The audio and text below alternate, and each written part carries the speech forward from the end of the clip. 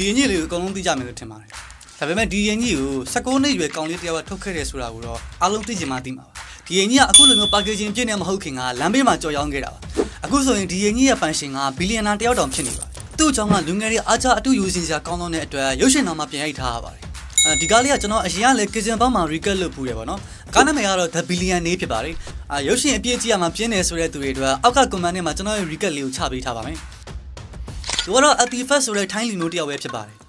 သူငယ်တုန်းကတော့ game ဆော့ရတာအရန်ဝါသနာပါတဲ့ gamer လေးတယောက်ပါgame တွေဆော့လွန်းလို့ summer war တွေဆိုရင်လည်းတဖုံဖုံကြပါတယ်ဒါပေမဲ့ तू က gamer ဆိုပေမဲ့ game ထဲမှာအကျွေးတင်နေမဲ့ gamer မျိုးတော့မဟုတ်ပါဘူးဒီ game ကနေပဲပတ်စံရှာနိုင်ခဲ့ပြီးတော့ကိုပိုင်ကားပါဝယ်စီးနိုင်ခဲ့တဲ့သူဖြစ်ပါတယ်သူများကလေးတွေအိမ်လက်ဖြန့်တောင်းနေရတဲ့အချိန်မှာ Atifat ကတော့ကားကောင်းစားရင်းနဲ့ကြောင်းကိုလာပါတယ်သူဆော့တဲ့ game တွေက item တွေကိုရောင်းပြီးတော့ကြောင်းစရိတ်အတွက်လည်းကိုယ့်အကိုရှာနိုင်ခဲ့ပါတယ်အိမ်ကမိဘတွေထပ်တော်မှာပတ်စံပို့ရှာနိုင်ခဲ့တာပါသူမိဘတွေတော့မှသူစီးတဲ့ကားကိုမဝယ်ပေးနိုင်သေးပါဘူးဒါပေမဲ့တတိမှာတော့ကန်ဆိုးစွာနဲ့ပဲသူ့ကိုပတ်စံရှာပေးနေတဲ့ game ကနေပြီးတော့သူ့ရဲ့အကောင့်ကိုရုတ်တရက်ကြီးဖျက်သိမ်းသွားပါတယ်အဲဒီနေ့ကစပြီးသူဘာလို့ဘာကန်ရမှန်းမသိဖြစ်သွားခဲ့ပါတယ်သူကအเจ้าမှာစာထိုင်တင်နေရတာပတ်စံရှာရတဲ့အရာတော်ကိုပို့ပြီးတော့မှတ်မောနေပါအဲကြောင့်သူ့ရဲ့လက်ချံပတ်စံလေးတွေကိုအရင်ကြီးထုတ်ပြီးတော့စီးပွားရေးပြောင်းလို့ဖို့ဆုံးဖြတ်လိုက်ပါတယ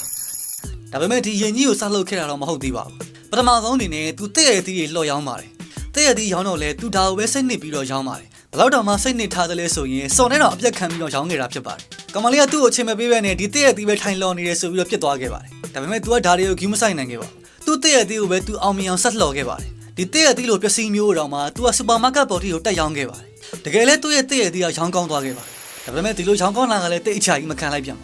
သူဆိုင်ရာစူပါမားကတ်ရဲ့အစင်တန်နဲ့မကိုက်ညီဘူးဆိုပြီးတော့တခါတည်းဖြုတ်ချခံလိုက်ရပါတယ်ကောင်းကင်ရောက်မှမီးပြတ်သွားတော့သူလည်းစိတ်သက်တွေတော်တော်ကြာခဲ့ရပါတယ်နောက်ဆုံးသူဒီလိုမျိုးတဲ့ရဲ့သီးစိတ်လေးတွေမရောင်းတော့တဲ့ရဲ့သီးတဲ့ပိုစိတ်နဲ့ရီစားဟောင်းလေးစီကိုပဲပြင်ရောက်သွားပါတယ်အဲဒီလိုကြည်နူးရင်းနဲ့ပဲကားပေါ်မှာရင်ကြီးလေးစားကြပါတယ်ဒီလိုစားနေနေမှာသူ့ခေါင်းထဲကိုအကြံတစ်ခုပေါ်လာပါတယ်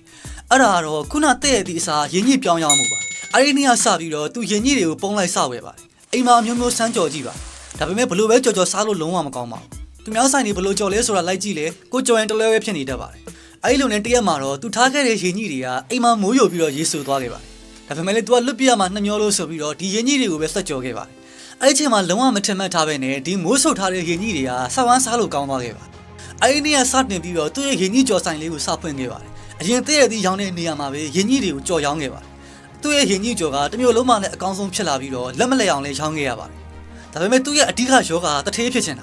တနေ့လုံးရောင်းရမှထမင်းစားနိုင်မဲ့အနေထားကိုသူမလိုချင်သေးပါဘူးဒါကြောင့်သူ့ရဲ့ရင်ကြီးတွေကို 7-Eleven လိုမျိုးကဘာအနှံ့မှာရှိတဲ့မီနီမတ်တွေမှာဖြန့်ဖို့စူးစမ်းခဲ့ပါတယ်ဒါပေမဲ့အဲ့ချိန်မှာလည်းဒုက္ခနဲ့တက်ကနေအဆင်ပြေသွားတာမဟုတ်သေးပါဘူးအသက်ရငယ်နေသေးလို့ဆိုပြီးတော့ပထမတစ်ချိန်ပယ်ချခံခဲ့ရပါတယ်ဒုတိယတစ်ချိန်ကျတော့လေထုတ်ပိုးမှုပုံစံမလားလို့ဆိုပြီးတော့ပယ်ချခံခဲ့ရပါတယ်ဒါပေမဲ့လူကနေပေမဲ့ပညာမနေဘူးဆိုတဲ့အတိုင်းပဲတတိယတစ်ချိန်မှာတော့သူ့ရဲ့ရင်ကြီးကတကယ်စားလို့ကောင်းနေတာကို 7-Eleven လူကြီးတွေကသိသွားခဲ့ပါတယ်ဒါကြောင့် Atifat ကိုသူတို့ကိုယ်တိုင်ကပဲဆက်သွယ်ပြီးတော့ဒီတာအိုကန်နွိုင်းဆိုတဲ့ရင်ကြီးလေးကို 7-Eleven ကနေရောင်းချခွင့်ပေးခဲ့ပါတယ်အဲဒီကနေစတင်ပြီးတော့သူ့ရဲ့ဘဝကလည်းတစ်စိတ်ချိုးပြောင်းလဲသွားခဲ့ပါတယ်ဒီရင်ကြီးကြောင့်ပဲဘီလီယံနာတယောက်ဖြစ်လာခဲ့ပါတယ်ဒီတာအိုကန်နွိုင်းဆိုတဲ့အဓိပ္ပာယ်လေးကတော့ထိုင်းလိုတထေးလေးလို့အမည်ရပါတ